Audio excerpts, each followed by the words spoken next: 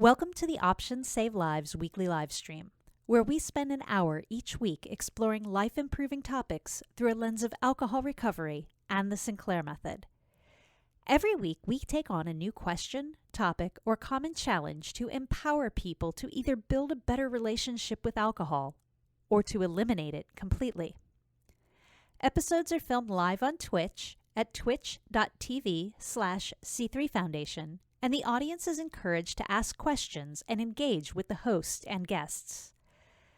The Options Save Lives weekly stream is hosted by Executive Director Jenny Williamson and is produced by the C3 Foundation with the support of R Street Institute and other generous sponsors. For more information about the C3 Foundation or the Sinclair method, visit our website at c3foundation.org.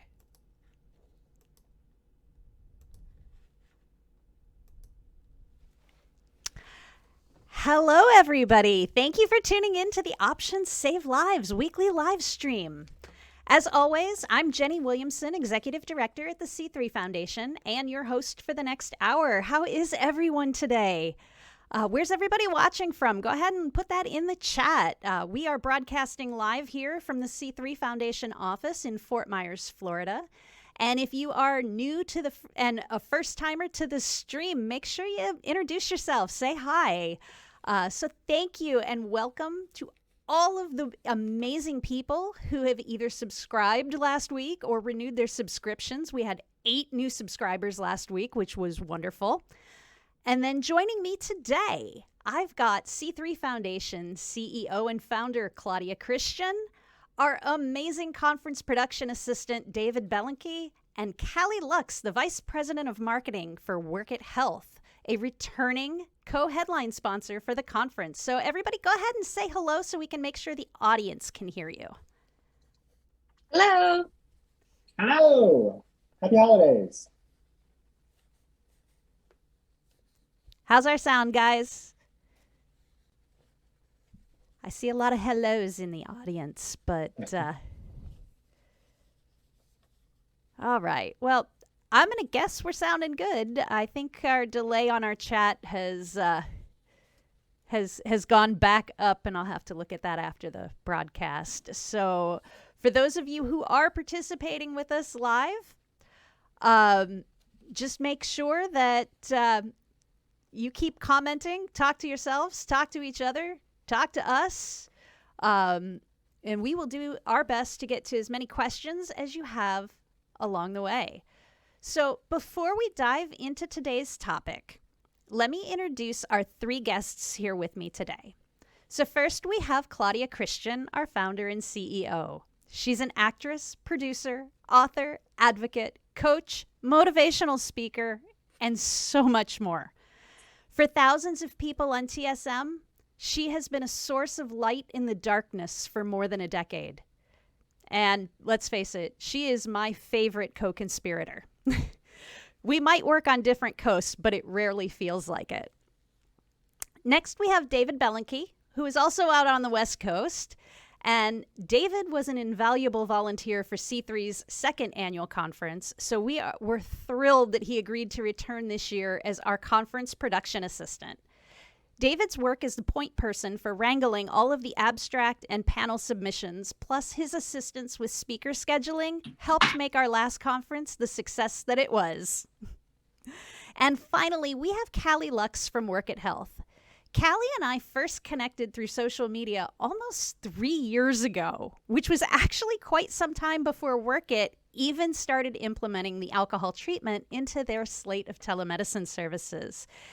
So from the beginning, Workit Health has been a wonderful partner with C3 Foundation, and as one of our returning co-headline sponsors for the upcoming year, we are thrilled to have their help again to help the conference be available for free to the general public. So we are glad to have you all here. So Glad to be here. So I know everyone is eager to find out what our theme is. That is why we're all here. And we're going to talk about the story behind it. But first, let's start with a quick icebreaker. So this is for all 3 of you. If you were able to time travel, Would you go to the past or to the future first? Oh, Claudia, I can't hear you. I think you're muted. For me, I think a lot of people know I'm an edged weapon collector and a Ricardian. I've got the card. So history for me, baby. Backwards, not forwards. How about you, Cali? This is a tough icebreaker. I would probably go to the future. I would want to see what is upcoming and how everything has changed. So that's what I would do. And David?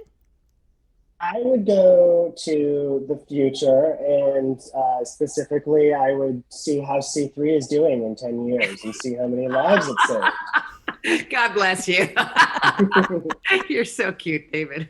Yeah, I would probably go farther than 10 years into the future myself, but I think I'd probably go future as well. I just want to go back to when the air was clean. And there was abundant lobsters on the East Coast that only the poor people ate, so I could just go and eat lobster all day long. Oh, God. All right. Well, that was fun. So let's go ahead and dive right in.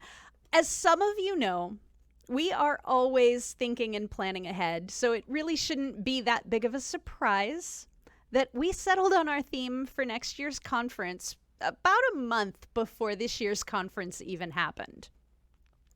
Claudia and I were discussing a few weekly stream topics, and we were trying to figure out what would be good to lead into the last conference when she mentioned a conversation that she'd had. And it led to a further discussion about the difficulty that many people face when it comes to using harm reduction techniques like the Sinclair method and moderating alcohol consumption.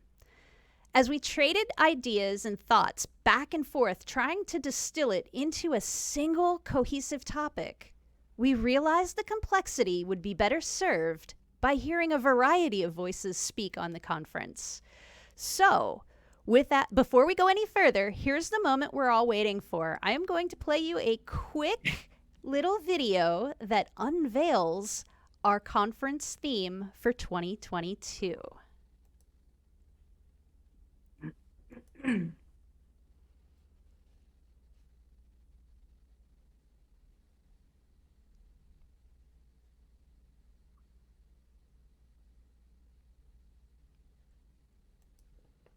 So, redefining recovery. That is going to be our next theme. And so, audience, in the chat area, let us know what you think of the theme, redefining recovery. So, Claudia, tell us why this theme is so important to you. It's been a constant battle for a dozen years, trying to explain to people that it's not one size fits all, that it's not my way or the highway, that not one particular treatment works for every single person, that there's also a wonderful array of things that you can mix together. And to redefine recovery, it's people have this preconceived notion of it being one thing. And recovery, as we all know, is a process. It has stages. It's an evolution. You can reach higher and higher levels of recovery. So I think hearing from a myriad of voices chiming in to give us ideas of how they define recovery, and also to understand that it is so personal.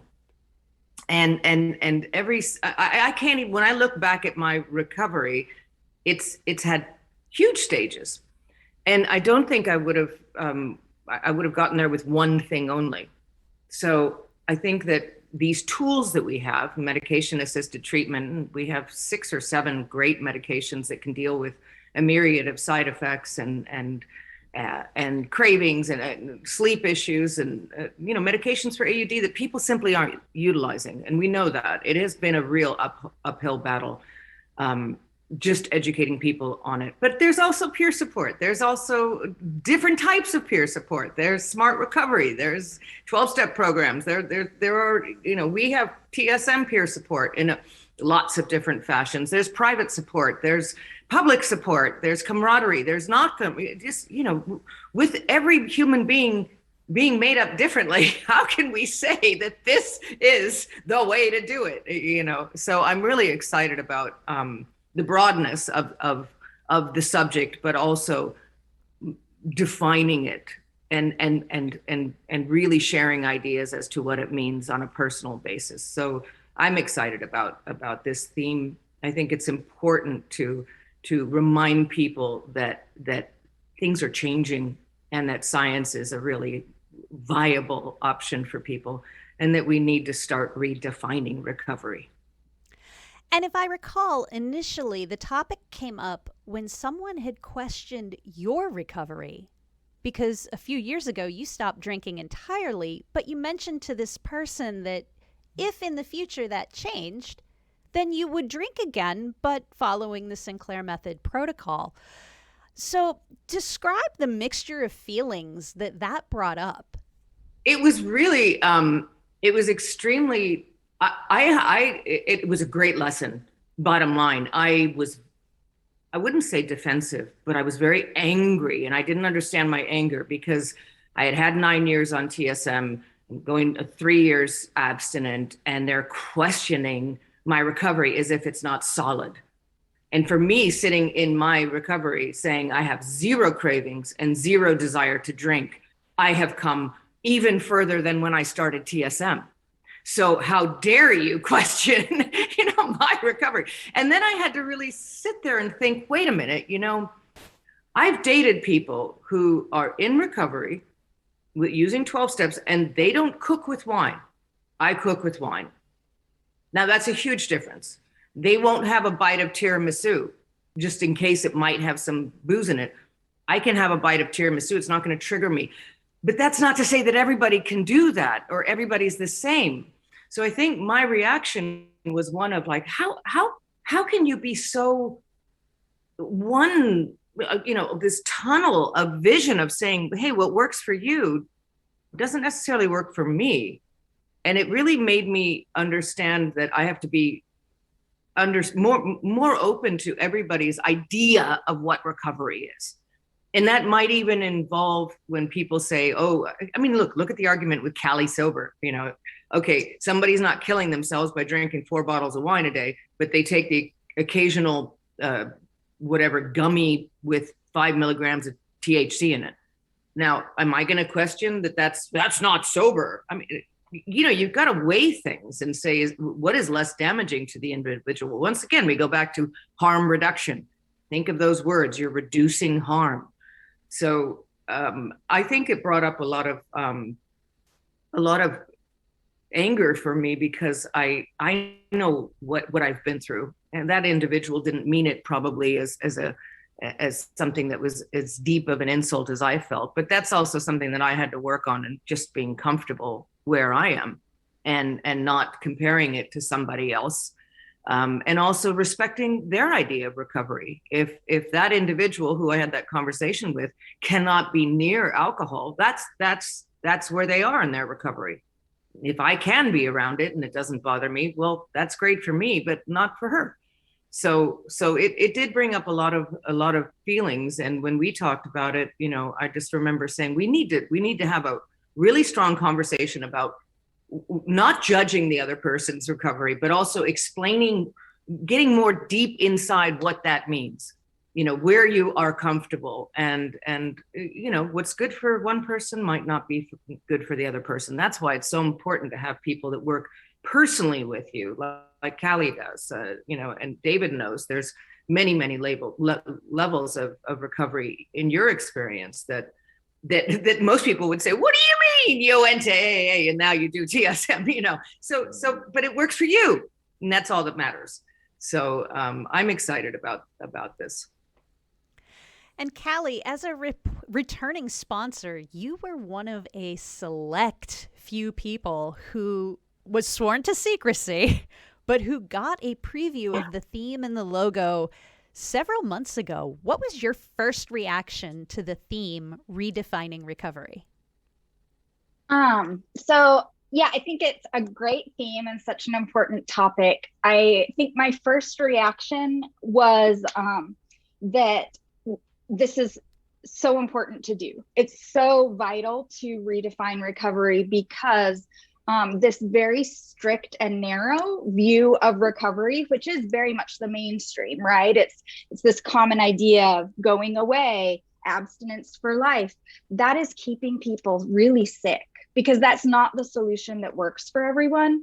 And so the more we broaden kind of the spectrum of recovery and we really allow these other pathways in and we support harm reduction, the more we're going to help people get better. So I see it as a really vital part of the conversation. And at Workit Health, we're really devoted to changing the narrative around this. We do a lot of, kind of blogs and webinars and things about expanding that view and how people can achieve recovery all sorts of different ways, with or without medication.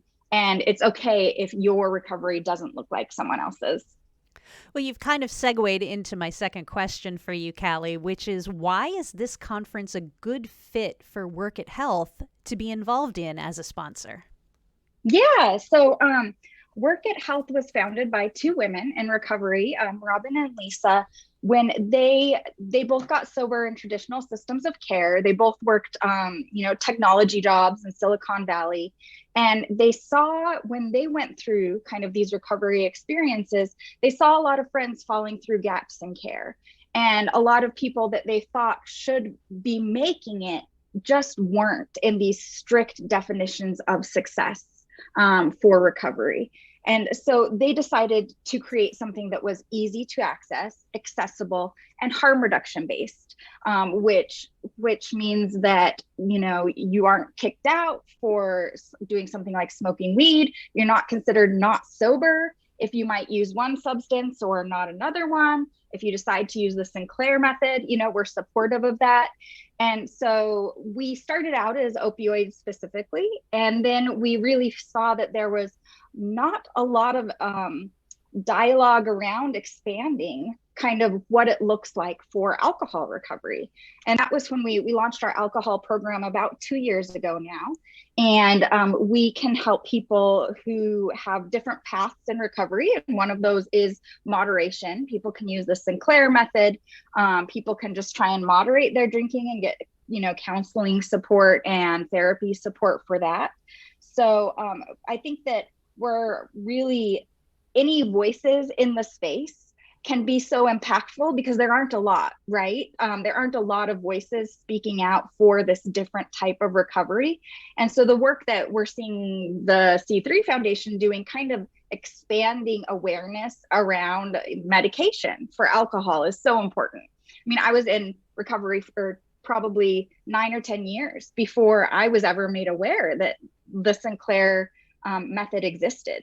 And it's just so important to raise awareness about all these different options because not every option is going to work for everyone.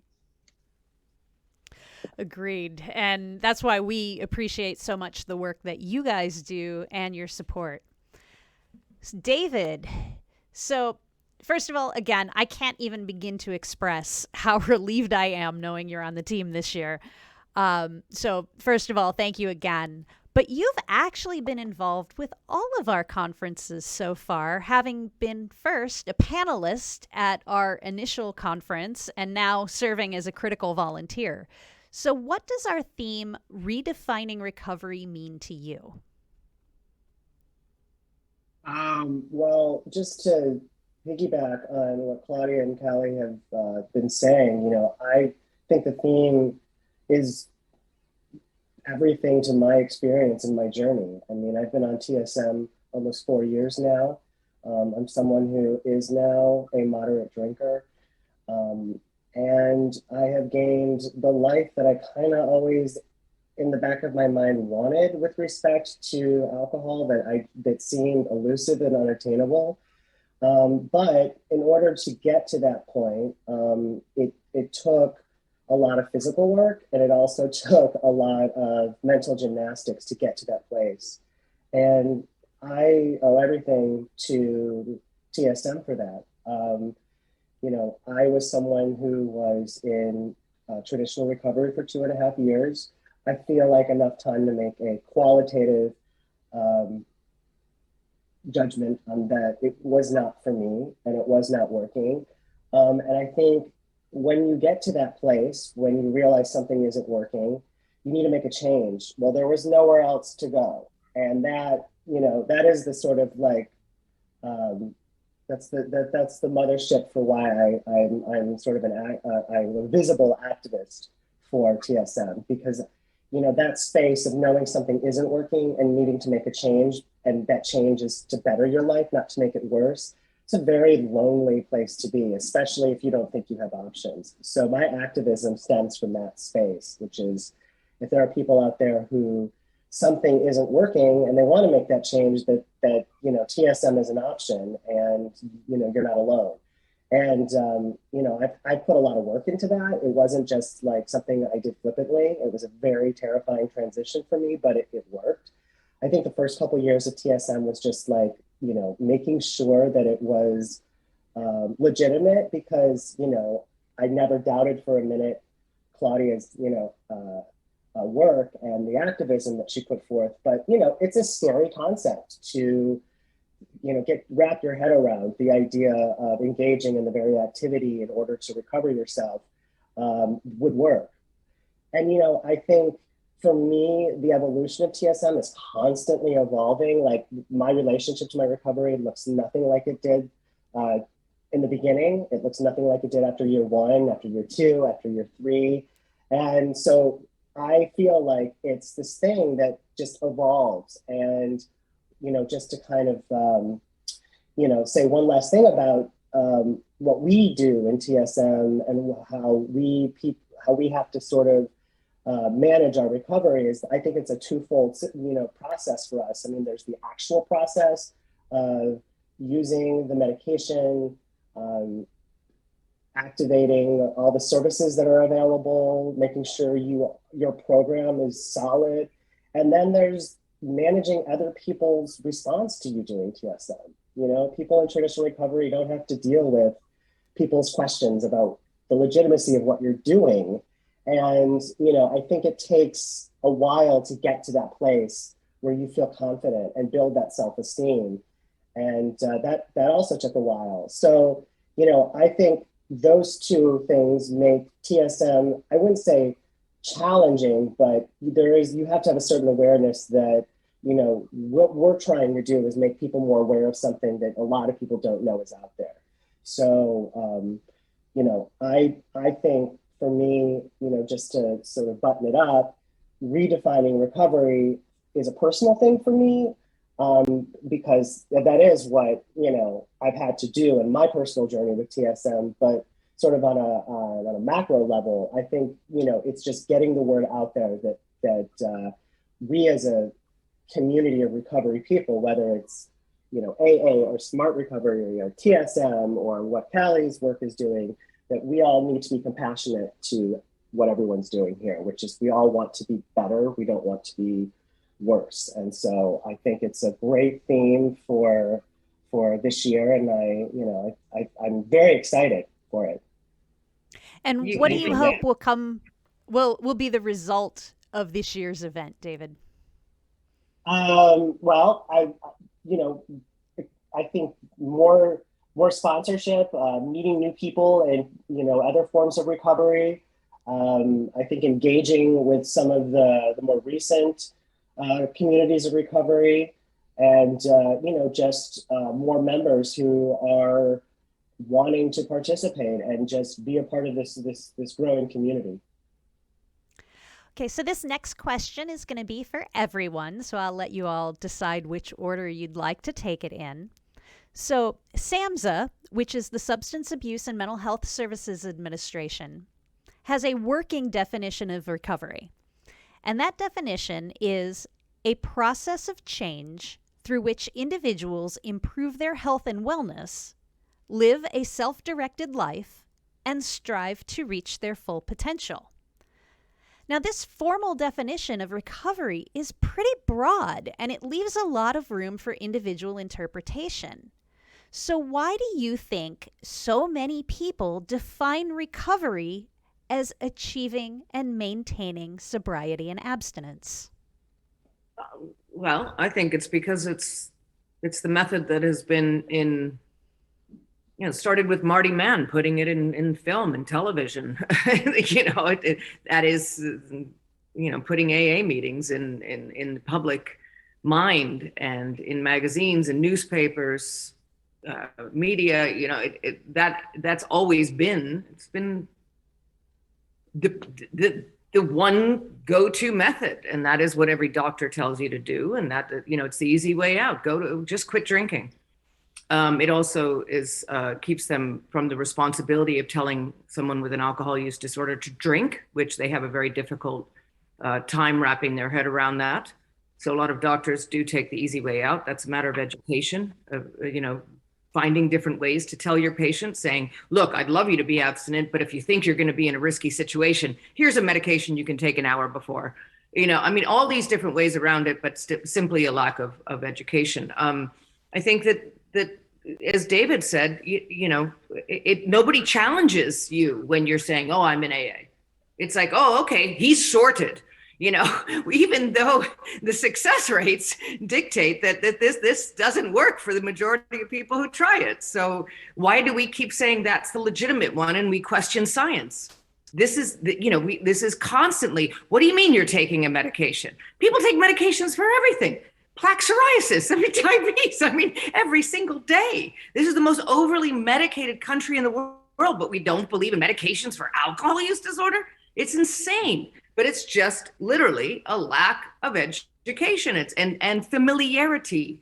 You have this familiarity with, I'm in the program. All that vernacular and everything just hasn't been established for MAT. It hasn't been established for TSM. We are this tiny organization that's trying to shout out to the world, and yet you still run into the majority of people who say they went to rehab and not one person there mentioned medications. Why do they want to do that? Well, my theory, a la Michael Moore, is because their business model is based on a revolving door. Come on back for the fifth time, mortgage your house. So, it's a very broad question there, but, I believe it's time. If you have 100 years of people using one particular method for AUD, and now you have this new one that, even though it's been around since, the medication's been around since the mid 90s, we're now just really, really talking about it. So you've got maybe 5 years of people talking about TSM. Well, in 50 years, let's hope it's as common as AA. That's my goal. I thought it would take 10, but it looks like it's going to take a little bit longer to just let it sink into people's heads. All right. Next. Which of you wants to go next? Yeah, I can hop in. So I think that one of the really reasons that kind of Claudia called out is this separation of addiction from medical treatment and medical care. And for the past 100 years, they've really been seen as two separate issues. So you have recovery, which is it's housed in this moral failing department, right? So if someone is failing, they're in active addiction. If someone is succeeding, they're back on the wagon and working their program. And I think that we don't look at other medical conditions that way. If we looked at diabetes that way, every time someone needed an insulin shot or every time someone with diabetes ate sugar, there's not that moral failing part attached to it. When you go to a doctor with symptoms of, diabetes or high blood pressure, they don't refer you out to get God. They're not like, let's go solve this with a spiritual solution because you're morally bankrupt. I think that we've traditionally done that for addiction. And it's really only in the past few years that the Surgeon General has come out and said addiction is a chronic brain disease. This is changing the way our brains function.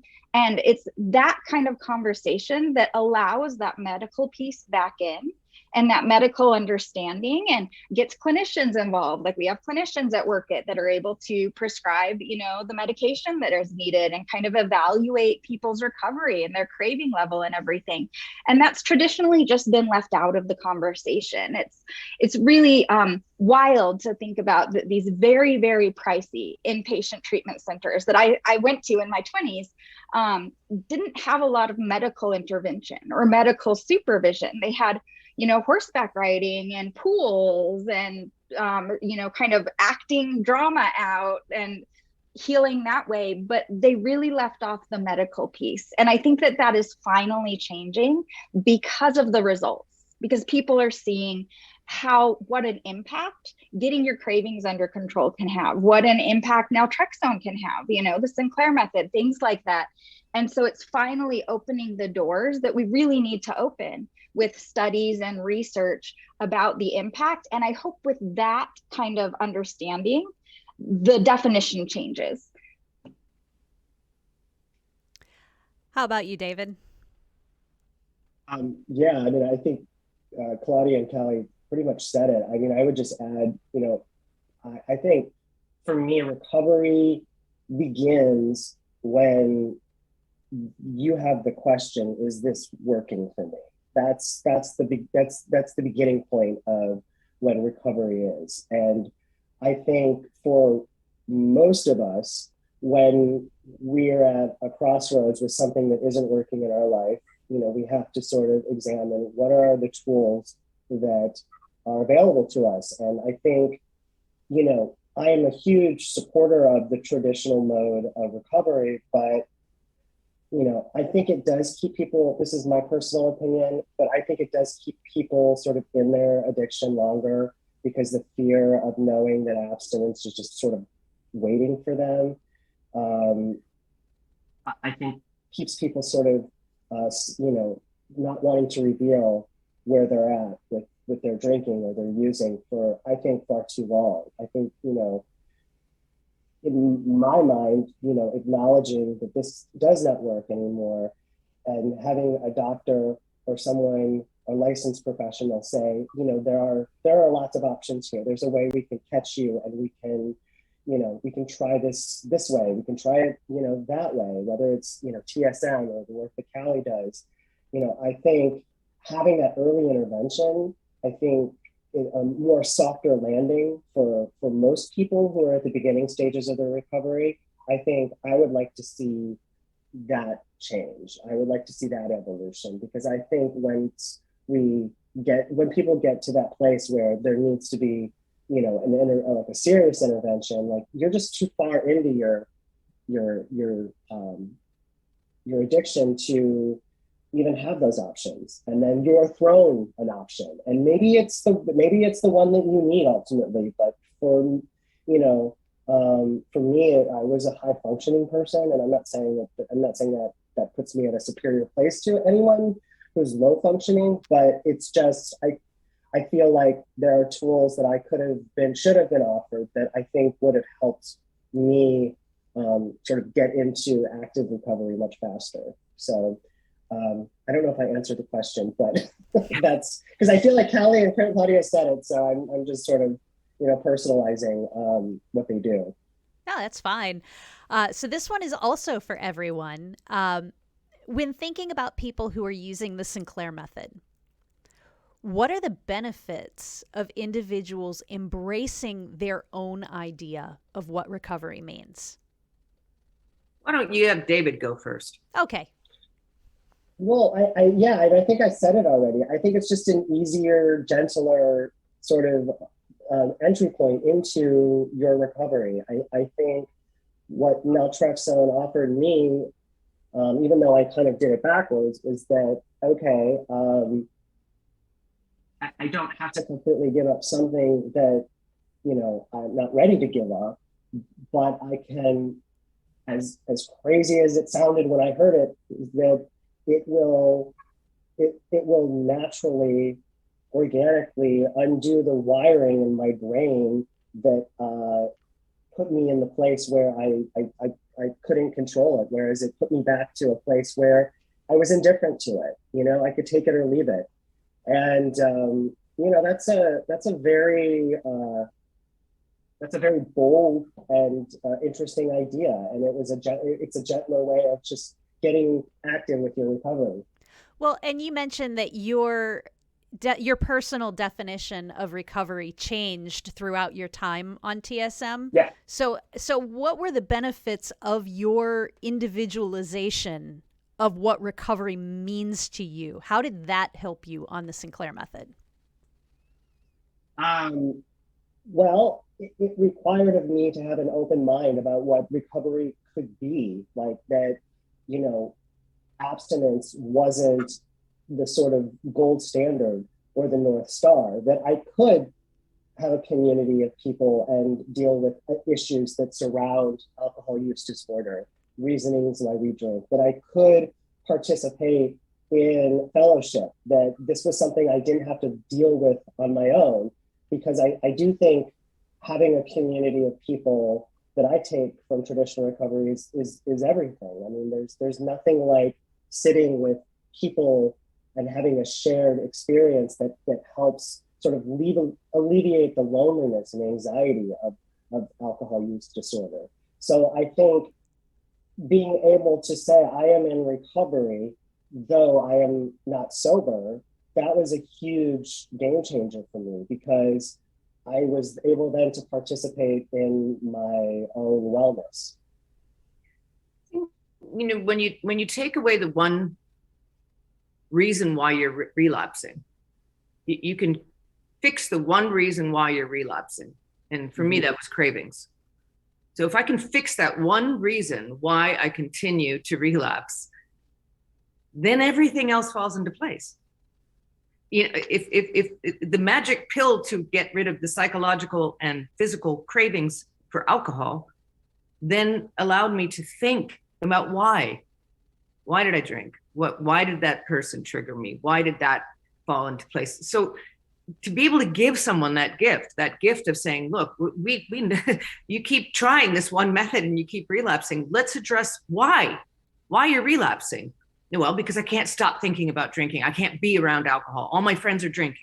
So let's get rid of that issue. It just makes so much sense. And when you think about that, it is more gentle, as David said. It just makes more sense. It's more humane. It also feels, it just keeps it also keeps it more simple too. Yeah. When people are relapsing or something's not working, there's the offering is, in my estimation, doesn't really make sense. I think it's more biological.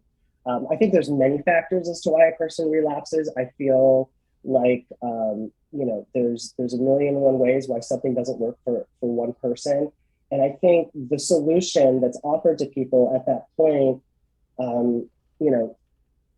pray more, more community activism, things like that feel not mutually exclusive to what I think is something that's happening biologically.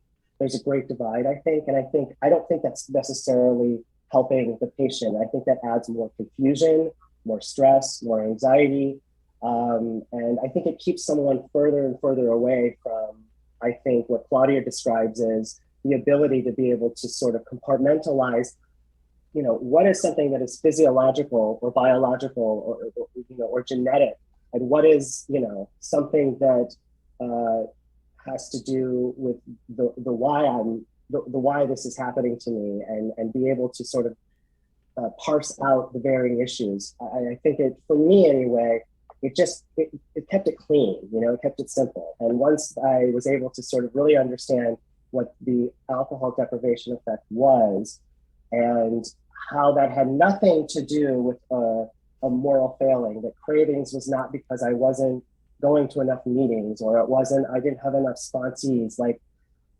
that from a science standpoint made sense to me. And I was able to sort of like take a deep breath, because I was able to sort of stop punishing myself. Even the worst doctor in the world doesn't keep throwing the exact same treatment at a patient if it's not working. And yet that's exactly what we do. we just keep throwing the same exact treatment at the individual, hoping that, well, if you try 12 times, maybe it'll work the 12th time. Even if crappy doctor doesn't do that, they go, okay, this isn't working. Let's try a different medication, or let's try something different. I mean, it's just remarkable to me that we're so myopic in our focus on that one thing. Sorry. When my mother had cancer, no, but I just would say when my mother had cancer, and it was like, all right, we're going to do chemotherapy, and then the chemotherapy was so aggressive, and there was remission, but then it came back. And like, the doctor was like, all right, let's try radiation. And then, there was a menu of options that like gave her the ability to make the choices that she needed to make that were medical and not, I think, personal, or sort of got somehow messaged as a moral failing. And I feel like that should apply here as well. You just said it, menu. And I look at telemedicine companies now, and they literally have a menu, to treat the various side effects or symptoms of withdrawal or whatever. And that is what we need more of. So Cali, so you're last on this question then. What are the benefits that you see when someone embraces their own definition of recovery? Yeah, at Workit, we have each member start off their recovery journey with their own mission. They set their own mission. We ask them what recovery would look like to them. Who do they want to be? What are the goals that they want to achieve? And then that really becomes their definition of recovery. And I think it's so powerful to embrace that and have pride around what you're doing. It's so unfortunate that people feel like they might not be embraced by certain other people in the community if they even talk about a program that's working for them, right? If someone's on naltrexone or someone's not in abstinence-based recovery, you're doing the Sinclair method. Just knowing that you're having the best solution for you and what you're doing is working, there's a real sense of pride in that. There's this recovery movement, right, of all these recovery advocates that are sharing their story and talking about the difficulties they've overcome. And that's a very powerful movement to take part in, but it needs to be widened to everyone. It needs to be widened to people who are using the Sinclair method. And so I think also, to stem off of what Claudia and David were saying, I relapsed all the time in my 20s. I would continually return to drinking, and they would continually suggest abstinence-based recovery for me. No one suggested medication at that time. And it's frustrating that we have people who are failing in this one type of recovery, and then when they fail, we tell them it's them. They're not working hard enough. They're doing something wrong. They, weren't doing this or that. And like Claudia said, there's no other, issue where we kind of, if someone has this chronic relapsing disease like cancer, when the cancer comes back, we don't say, what have you been doing? You failed at this. We say, let's get you treatment. Here are the options. Let's look at your lifestyle. Let's see what might work for you. And I think that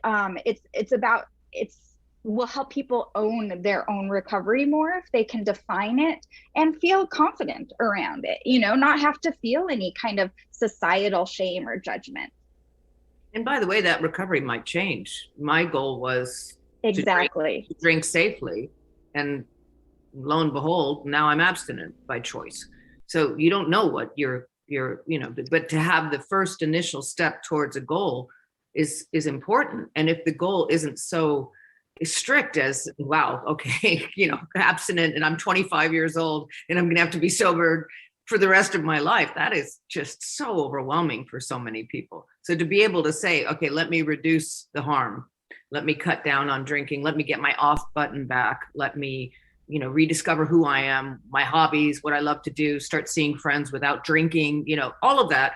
And you never know what's going to happen when you get older. But that one little goal is so important. And to accept the patient when you have your clients come in and tell them what they define as a recovery. And you accept that and work with them, which I think is so different than what we've had in the past.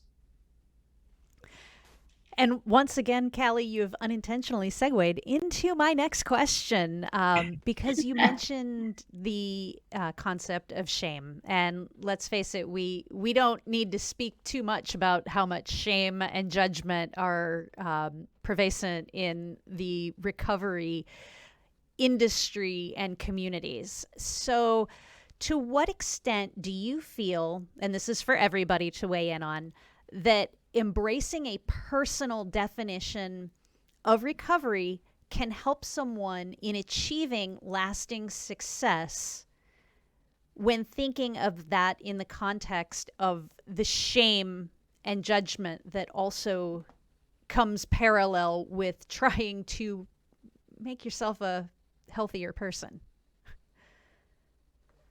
You guys go. Sure. Yeah, I think we know that addiction is a chronic relapsing condition, and I think that there's still such shame and stigma around alcohol use in our society and around having problems with alcohol.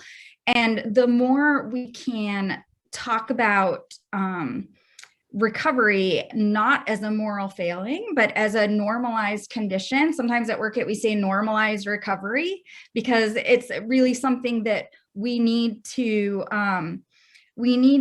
talk about, just like any other chronic condition that people can recover from. I think there's a lot of all or nothing beliefs that go into that shame, right? Like I've heard a lot in treatment, to drink is to die. And just internalizing that statement, to drink is to die, I think really leads people to, I'm going to drink, I'm going to just not even try. I'm going to give up entirely because I'm a loser, because I'm drinking. They told me I'm going to die. And I think that that is incredibly harmful and incredibly damaging to people. And when you look at it like that, like I'm either succeeding or I'm absolutely failing, and I can't talk about it with anyone, and I can't say, hey, is there a way I can reduce my alcohol consumption? Or is there a way I can drink and drink less? Just not, when we have this all black or white, we don't consider meeting people in this middle ground where a lot of people really thrive, so yeah. I have great hope because of what's happened with mental illness in the past decade. I think that people are, I don't want to, they state their condition with pride. I have a lot of friends who say, I'm bipolar, and that makes a lot of sense to me now. Yes, I've gone off medication because that's part of the condition. Is, it tells you to go off of the medication, but it's an open conversation. There's not that stigma and shame that has been so prevalent in the past. So I hope that translates toward substance use disorders as well in the future. And I think we're getting a little bit more into that with celebrities coming out as gosh, to see Brad Pitt on the cover of GQ magazine saying, yeah, I'm an alcoholic, was like, wow, okay, this is, getting a little bit more mainstream here. People identifying as alcoholic, people identifying with saying quite openly, yeah, I abused opiates, I did this, I did that. I think the more we have that conversation, and the less stigma and shame that's going to be attached to it. That's why I've been doing this since I could start talking about it, because I'm like, why should I be ashamed?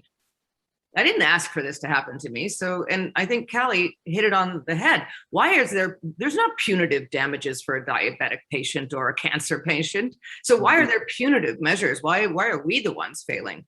And so once that's removed, once doctors start saying, okay, no, hey, relapse is completely normal. Let's find a different medication. Let's try a camprosate. Let's try baclofen. Let's do this. Let's do that. Let's work with you, because clearly that's not working. And once that becomes normalized, then we reach as a collective whole, as a society, where it's not embarrassing. I mean, look what Betty Ford did as the first lady to come out. That in that day and age, that was unbelievably bold and brave, and what a gift to society to try and normalize that. And yet it still didn't stick. It still didn't stick. This is the first lady of the United States of America saying, yeah, guess what? I'm an alcoholic and here's what I'm going to do about it. I mean, my God. And yet still people have this, we continue the shame and the stigma as if it's a choice. So it's a road, but it's getting a little bit better. We have to recognize that it is getting a little bit better. And the more people in the spotlight speak out about it, the more sports stars and celebrities and everyday people just speak out about it as if it's saying, I broke my leg. Yeah, I relapsed. For me, I'm sort of a closer. I like to sort of, when issues come my way, I like to tackle them and close them and then move on.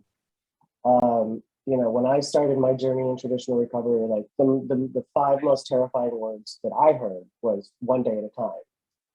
And for me, because my response to that was, yeah, but what about tomorrow? Like what about next week? Like this is going to be with me for the rest of my life. And I understood the sentiment. But when 2 years later, my cravings did not go away. And then I was presented with one day at a time. I'm like, so every day like this is my life every single day. And, I know happiness is a choice, but when I have something like, physiologically that's keeping me like suffering, then that's very depressing to me. And, the alcohol deprivation effect needed like, a swifter intervention. And I feel like with TSM, it sort of kind of came in and it fixed it. And like what Claudia said, then, one day at a time was less daunting for me, because then I was able to sort of like get into the sort of the why. And because the other component was completely obliterated. And that was everything for me. And so, like a diabetic, it is something that you deal with for the rest of your life. But the solution to it is, you take your insulin and, you move on with your day and you don't forget it. For me, it's like, if I'm going to drink, I take my pill and I wait an hour and then, I'll have a drink. That works for me, because then all the other anxieties and the stress, they're just not there anymore. So, that's to me, that's what my recovery looks like, along with, the therapy and all the other unpacking that I need to do. The greatest thing to see about you, David, is that you've, because in the beginning with the 3-ring binder and all the questions and the questioning of the science and are you sure it's going to work? The fear and oh my God, are you sure this is going to work? Where's the research? Where's the clinical papers? Blah, blah, blah. Now you are so much more relaxed while still remaining fastidious about compliance, medical adherence. Mm-hmm. You are so much more relaxed into the groove of being a long-term person on TSM, and I just love seeing that. It's completely changed. That anxiety has sort of just dissipated, and I love seeing it in you. You really are. It's a beautiful journey that you've been on for the past 4 years. Thank you. Well, it looks like we are almost out of time. So audience, definitely get in any of those last minute questions or comments. But you have been wonderful as always out there. So thank you for spending the last hour or so with us here today. And also in the chat, please let us know what you think of this year's conference theme. So the conference, we're expanding it a little bit this year. It's going to be on June 10th through the 12th. And while that sounds like 3 days on the calendar, the first night, that Friday, is just going to be a kickoff. And Claudia is going to give us a keynote speech, which may or may not be live and may or may not be recorded. Jenny threw this at me. She said, "Oh, and by the way, you're doing a 45-minute speech." And I was like, "Are you out of your mind? When am I going to write this? It wouldn't Well, be the first speech we co-wrote. No, I understand, but it's a little daunting. So I figured, well, I've got a long flight coming up to London, so maybe I'll noodle around some ideas then. It might be a little cut and pasting from other speeches. I don't know, Jenny. I can't promise everything's going to be all fresh and new, handwritten from 45 minutes worth, but might even be 30 minutes. Who knows? I'll do my best to sum up the TSM experience since 2010 when I first started talking about it. So, yikes. So, audience, please join me in thanking our wonderful guests, Cali Lux, David Belenky, and of course, Claudia Christian. The three of you, do you have any last words for the audience before we log off? Yeah. Oh, sorry.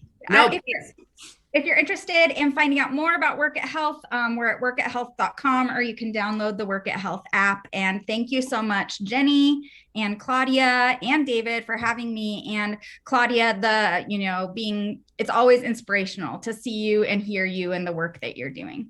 Cali, I'm just so thrilled that there are people like you now. When I started, there was nothing. And now just to see, it just fills me with so much joy to see somebody so actively trying to help people in, with science-based methods and alternatives for their recovery. So thank you for being on the show. Thank you also for your sponsorship. It means the world to us. We couldn't be doing these things that we're doing without the support from people like you. So thank you.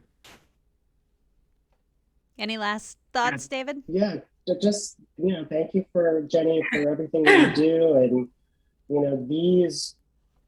this even felt like a recovery meeting for me. It's like, I don't need my therapist appointment at 2:00 today. I'm going to call her and say we're good. This is, to me, like, this is everything. And, Claudia, again, you're a lifesaver, literally. And all that you do, and your activism, and putting the word out there.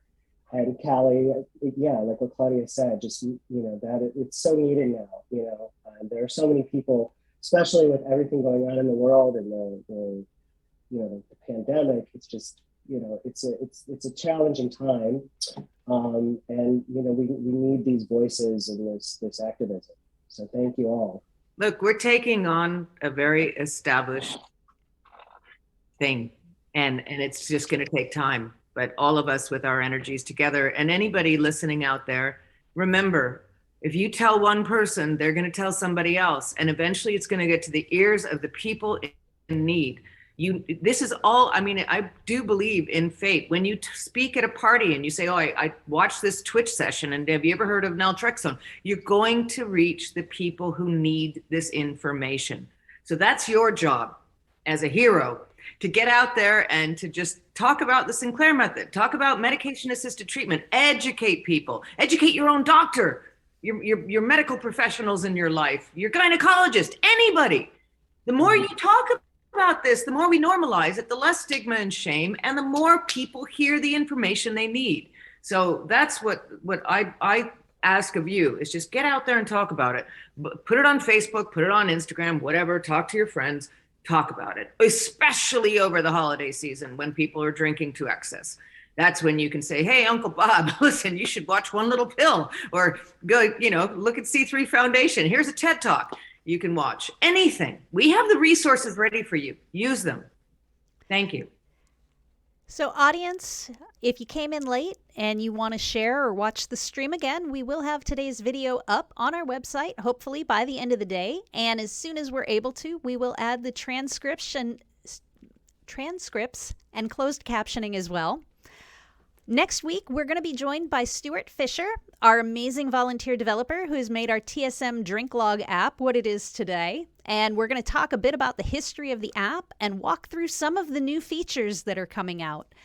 As always, we'll take your questions and suggestions, so start thinking about those now, or you can join the lively ongoing discussion in our Discord group, and you can find the link to that in our Twitch profile. If you have found value in this broadcast, we hope you'll hit the donate button in our profile or head to our website and make a contribution at c3foundation.org/donate. You can also follow our channel to get broadcast alerts and subscribe to our channel to go ad-free and get some bonus emojis to use. If you're an Amazon Prime member, you can subscribe for free, but you're going to have to manually renew it each month, so don't forget. You can also gift subscriptions to other viewers, cheer, drop bits, etc. If you'd like to suggest a guest or a topic for a future broadcast, we've got a link to a Google form that should be dropping into our chat soon, and that's also available on our main schedule page on our website. If you're on the Sinclair method and looking for more peer support, or if you just want to join our C3 Foundation community, we've got you covered with groups on Facebook, Discord, and our Options Save Lives forum. So that's it for today. Have a wonderful weekend, everybody. Be gentle with yourself and with others. And I'll see you again next Friday right here on Twitch at noon Eastern. Thank you, everybody. Bye, everybody. Thank you. Happy holidays. Bye. You've been watching the Options Save Lives weekly live stream, hosted by Executive Director Jenny Williamson and produced by the C3 Foundation, with the support of R Street Institute and other generous supporters. For more information about the C3 Foundation or the Sinclair method, visit our website at c3foundation.org. If you have a question you want answered live on air, to make guest suggestions, or to support the show, let us know. You can reach us through our website, Twitter, Facebook, Instagram, or on Discord. Join us each week as we continue to discuss more ways to help you build a better relationship with alcohol, or to eliminate it completely.